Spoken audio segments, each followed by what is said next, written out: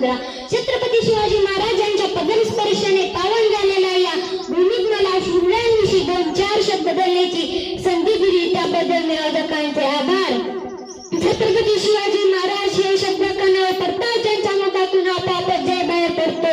रक्त सळसळते, छाती अभिमानाने फुटते, अंगावर सरकन काटत अशा मराठीमुळे बंद आणि भगिनींना मेरा ठरवा बघत आज मी एक अशा एका महान पुरुषाशी गाथाल करणार आहे ज्याचा मला तुम्हालाच नाही तर संपूर्ण देशाला अभिमान आहे. विजयासाठी तलवार चालवून गेला, विदड्या छातीने हिंदुस्थान हलवून गेला, स्वर्गात गेल्यावर त्याला झुकून देवानी मुद्रा केला, असा अमर्द मराठा शोधावून गेला, असा अमर्द मराठा शोधावून गेला. आज या मातीमध्ये जन्म घेतलेल्या मुलाला सांगावं लागत नाही की छत्रपती शिवाजी महाराज हे कोण होते, कारण जन्मताच ही माती त्यांच्या मनामध्ये शिवरायांचे नाव कोरून ठेवते. कोण होते ते शिवाजी, असे कोणते काम केले होते त्यांनी की आज 350 वर्षे उलटूनही त्यांच्या नावाचा जय जयकार केला जातो. इथल्या लोकांना तर सोडच, पण इथल्या दरेखोऱ्यांना जरी विचारले की छत्रपती शिवाजी महाराज हे कोण होते तरी ते सांगतील रुद्राचा अवतार तो वाघाचा ठसा होता, रुद्राचा अवतार तो वाघाचा ठसा होता. विचारा त्या सह्याद्रीला आणि विचारा त्या सागरी लहरींना माझा शिवबा कसा होता, माझा शिवबा कसा होता.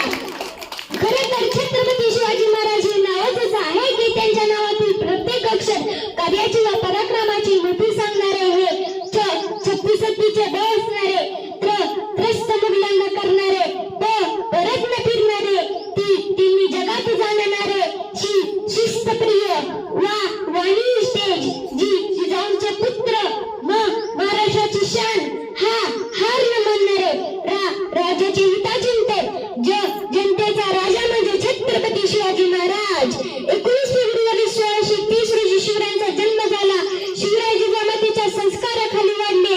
जमातीने शिवबांना लहानपणापासूनच सत्यासाठी व न्यायासाठी लढायला शिकवले. जर कोणी चुकत असेल तर त्याला सत्तेची वाट दाखवा, जर कोणी लढत असेल तर त्याला मराठीची जात दाखवा, अशी शिकवण जिजाऊंकडून शिवबांना लहानपणापासूनच मिळत गेली. भयाबगड्या जनतेला गुलामगिरीतून मुक्त करण्याचा दृष्टिकोन त्यांनी शिवरायांसमोर ठेवला होता. स्वराज्यासाठी आयुष्यभर शत्रूला लढला होता. प्रतापगडाच्या पायथ्याला अफजल खानाला फाडला होता. पुण्यात शाहिस्ते खानाला पुरता कोणला होता. पुरंदरच्या पायथ्याला मिर्झा राजांशी चतुराईने लढला होता. आग्र्याला जाऊन खुद्द औरंगजेबाला भिडला होता. महाराष्ट्राच्या मातीत असा युग पुरुष उभा घडला होता, असा युग पुरुष उभा घडला होता. मित्रांनो, युग खरी गरज आहे ती शिवरायांचा विचार आणि बुलंदी बाळगण्याची, शिवरायांचा इतिहास जपण्याची, शिवरायांचा आदर्श डोळ्यासमोर ठेवून कार्य करण्याची, परस्त्रीला माते समान मानून तिचे रक्षण करण्याची, जात भेद न मानता सर्वांनी एकत्र येऊन कार्य करण्याची.